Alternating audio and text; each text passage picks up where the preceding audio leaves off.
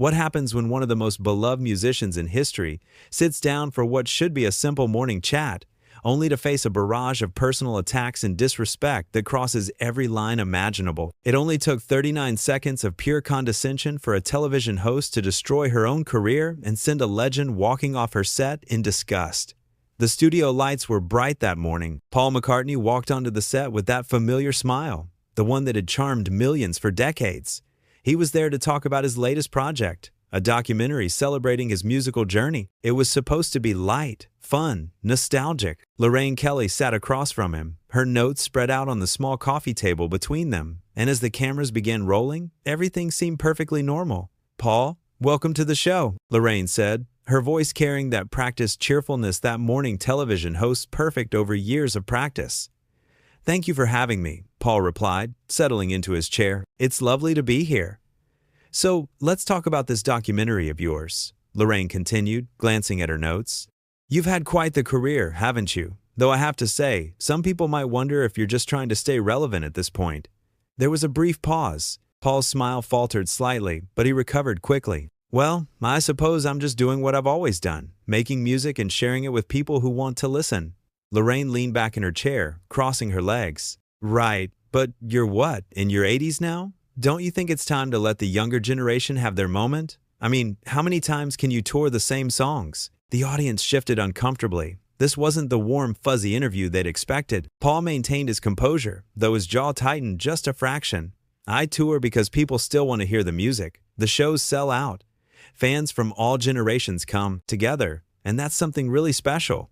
"Sell out? Come on now," Lorraine said with a dismissive wave of her hand. "Let's be honest. People are coming for nostalgia, not because you're doing anything new or groundbreaking. You've been riding on the coattails of the Beatles for, 60 years now?" Paul took a slow breath. The Beatles were a collaboration, a partnership. What we created together was special, but I've also had a successful solo career. Worked with Wings, experimented with different genres. I've never stopped creating. Lorraine laughed, but it wasn't a warm laugh. It was sharp, cutting. "Successful solo career? That's generous. Without John Lennon, would anyone really care about what you were doing?" Let's face it, he was the real genius of the group. The temperature in the room seemed to drop. Paul's eyes narrowed slightly, but he kept his voice steady. "John was incredibly talented, and I miss him every day. But we wrote together. We inspired each other. It wasn't about one person being better than another." "Oh, please," Lorraine interrupted, flipping through her notes dramatically. "Everyone knows John was the creative force. You were just the pretty face who played the bass. And not even that well, if we're being completely honest." Members of the crew exchanged shocked glances. This had gone beyond provocative questioning into something else entirely, something ugly. Paul straightened in his chair, his expression hardening. "I think you're being incredibly disrespectful, not just to me, but to the legacy of the band and to John's memory." Lorraine waved her hand again, as if swatting away his objection. "Disrespectful? I'm just asking the questions everyone's thinking. You've made millions, probably billions, off songs that were written when you were young. Now you're just an old man clinging to past glory. Don't you have any shame about that?" "Shame?" Paul repeated, his voice quiet but firm. "I'm proud of everything I've accomplished. I've worked hard my entire life, and I've never taken for granted the connection I have with people through music." "But that's just it," Lorraine pressed on, leaning forward now, her voice dripping with condescension. "You haven't really worked, have you? You stumbled into success as a young man, had everything handed to you, and now you just collect checks from the same old songs. Real artists evolve, they grow, they challenge themselves. You just play Yesterday for the millionth time and call it a career." Paul's hands gripped the armrest of his chair. "I've written hundreds of songs. I've explored classical music, electronic music, collaborated with artists across every genre. If you'd done even basic research, you'd know that." Lorraine smirked. "Oh, I did my research, Paul.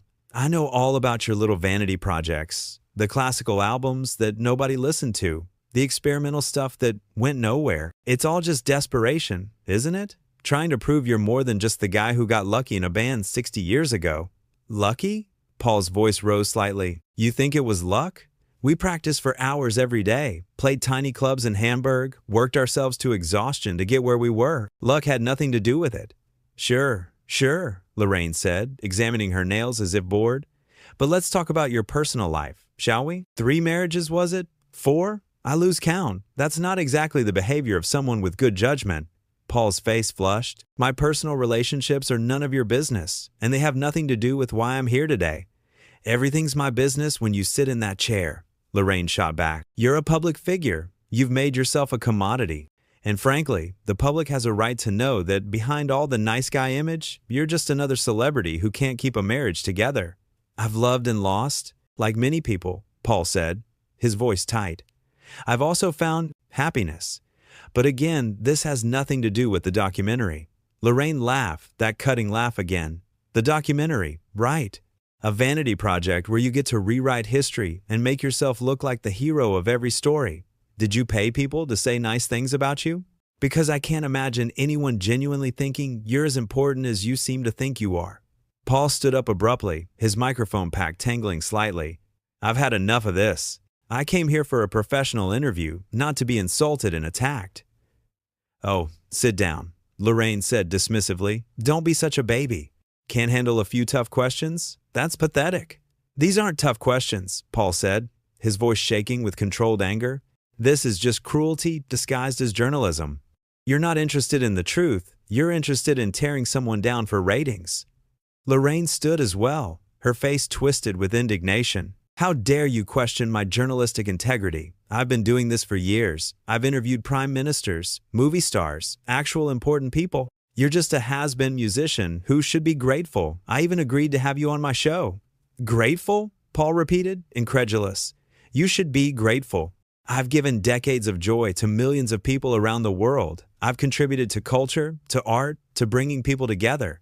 What have you done besides sit in a chair and belittle your guests? The crew had stopped pretending to work. Everyone was frozen, watching this confrontation unfold. Lorraine's face turned red. Get out. Get out of my studio right now. I'm already leaving, Paul said, pulling off his microphone pack and dropping it on the chair. I don't need to subject myself to this kind of treatment. I've faced actual challenges in my life, real hardships, and I'm not going to stand here and let you talk to me like I'm nothing. You are nothing without the Beatles? Lorraine shouted after him. You're a footnote in music history pretending to be a legend. Paul stopped at the edge of the set and turned back. You know what the saddest part of all this is? You could have had a lovely conversation. You could have asked about the documentary, about the stories behind the songs, about the incredible people I've worked with. Instead, you chose to be mean-spirited and small. That says everything about you and nothing about me. Don't you dare lecture me, Lorraine snapped. I built this show from nothing. I earned my place here. And you've just thrown it all away, Paul said quietly. Because this, right here, this is what people will remember. Not your years of work, not your other interviews, just this moment where you forgot basic human decency. Lorraine crossed her arms. The public will side with me. They'll see you for the entitled celebrity you really are, walking off when things get a little challenging. Challenging? Paul shook his head. You called my life's work worthless. You mocked my marriages, my age, my talent. You've shown nothing but contempt from the moment I sat down. If you think that's challenging journalism, you're deluded. Get security, Lorraine called out to someone off camera. Escort this man out. I'm going, Paul said. I don't need an escort. I know my way out. He paused, taking one last look at Lorraine. I genuinely hope you think about what happened here today, because you've hurt yourself far more than you could ever hurt me. With that, he walked off the set. The studio fell into stunned silence. Lorraine stood there, her chest heaving, clearly expecting someone to support her, to agree that she'd been right. But the crew members were looking at her with expressions ranging from shock to disgust. What? She demanded. What are you all staring at? Get back to work. We need to fill the segment. Nobody moved. The producer, a woman in her 50s who'd worked in television for decades, stepped forward. Lorraine, that was completely out of line. Out of line? Lorraine's voice pitched higher. I was doing my job. I was asking the hard questions that nobody else has the courage to ask. You were bullying a guest, the producer said flatly. There's a difference between tough questioning and personal attacks. You crossed that line about 5 minutes into the interview. He's a public figure, Lorraine protested. He can handle it. Being a public figure doesn't mean you forfeit basic respect, the producer replied. And even if it did, what you said wasn't journalism. It was just mean. Lorraine looked around the studio, searching for an ally. someone agree with me here. I can't be the only one who thinks Paul McCartney is overrated. More silence. Finally, one of the cameramen spoke up. My mom loves Paul McCartney. She's going to be devastated when she hears about this. Oh, for heaven's sake, Lorraine muttered. It's just Paul McCartney. There are plenty of other musicians in the world. Not like him, the cameraman said quietly. He's special, and you treated him like garbage. Lorraine spun to face the producer. Are we going to air this or not? The producer was already on her phone. I'm talking to the network now. But Lorraine, I'll be honest with you. This is bad. Really bad. It's just one interview, Lorraine said, but her voice had lost some of its confidence. It'll blow over. You called Paul McCartney talentless, the producer said, looking up from her phone. You mocked his marriages, his age, and suggested he was only successful because of John Lennon. Do you really think that's going to blow over? For the first time, uncertainty flickered across Lorraine's face. I was just trying to make good television. People love drama.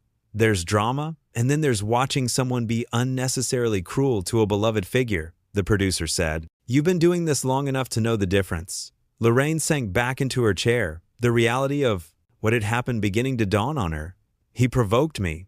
Did you see how he was looking at me? He was looking at you like someone who couldn't believe what he was hearing, the producer said, and honestly, neither could I. What were you thinking? I thought, Lorraine began, then stopped. I thought it would make me look tough, like a real journalist who doesn't coddle celebrities. Instead, you look like a bully, the producer said bluntly. And the network is already getting calls. Someone in the audience must have tweeted about it. Lorraine's hands started to shake. What kind of calls? Complaints. Lots of them. And that's just in the last 5 minutes, from the live audience members who had their phones. The producer's phone buzzed again. We're pulling the segment. It won't air. You can't do that, Lorraine protested. That's my show. And it's the network's reputation, the producer countered. They're not going to broadcast footage of you attacking Paul McCartney. The backlash would be enormous. Lorraine stood up again, pacing now. This is ridiculous. I've had controversial interviews before. Nobody made this big a deal about it. Because those interviews were with people who actually deserve tough questioning, the producer said. Politicians who'd been caught in scandals, celebrities accused of wrongdoing. Paul McCartney came here to talk about a documentary about his music career. There was no scandal, no controversy, nothing that warranted what you did. So what happens now? Lorraine asked, her voice smaller. The producer looked at her phone again, reading a new message. The network wants to see you. Immediately. Lorraine felt her stomach drop. They're going to fire me, aren't they? I don't know, the producer said. But I wouldn't want to be in your position right now. She paused. For what it's worth, Lorraine, you're a talented broadcaster. You've done great work over the years. But today, you forgot the basic rule of interviewing. Treat your guests with respect, even when you're asking difficult questions, especially then. I just wanted to be memorable, Lorraine said quietly. Well, you succeeded, the producer replied, but not in the way you wanted. The studio began to clear out, crew members gathering their equipment, everyone avoiding eye contact with Lorraine. She stood alone in the middle of the set, the bright lights still shining down on her, illuminating the empty chair where Paul McCartney had sat just minutes before. This was supposed to be a good day, she whispered to no one in particular. But it wasn't.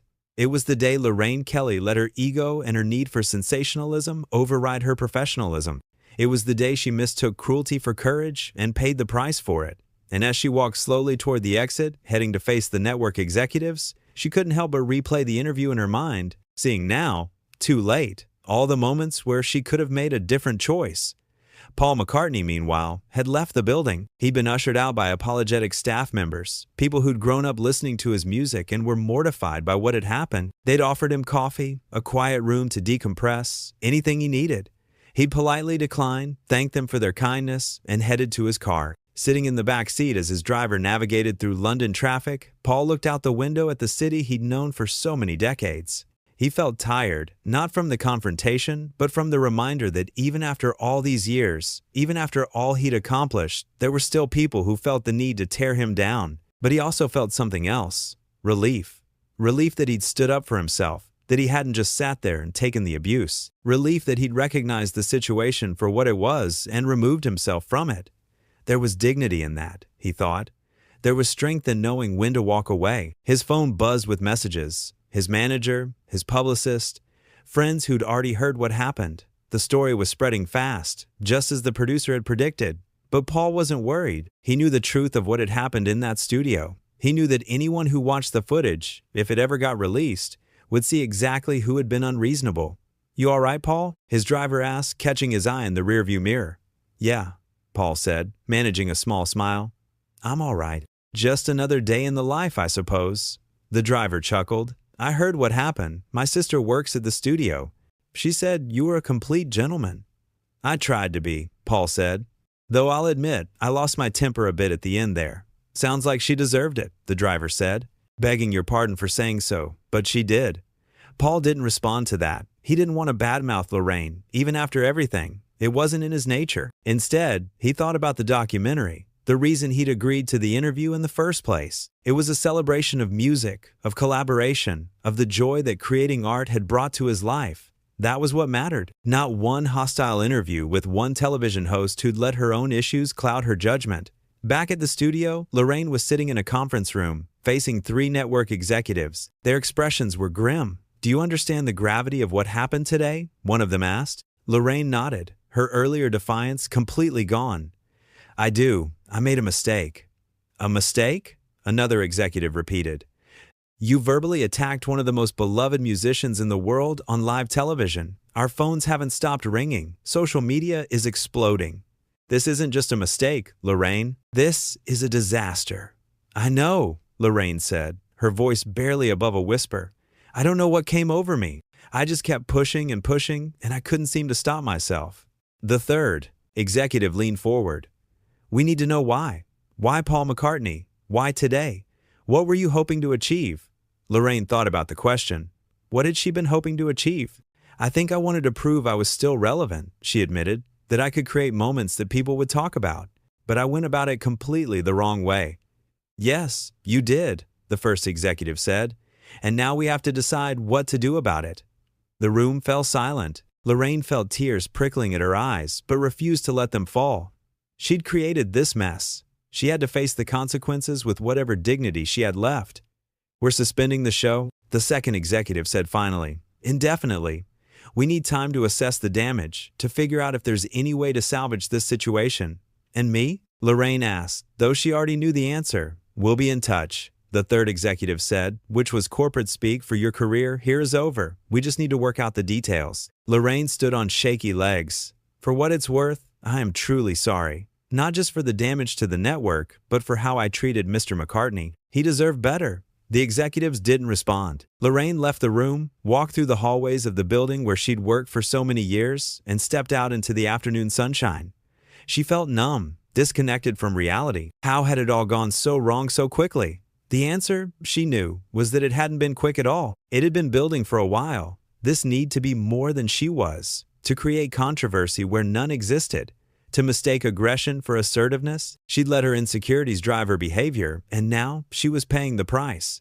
Across town, Paul McCartney was in his home studio, guitar in hand. Music had always been his refuge, his way of processing the world.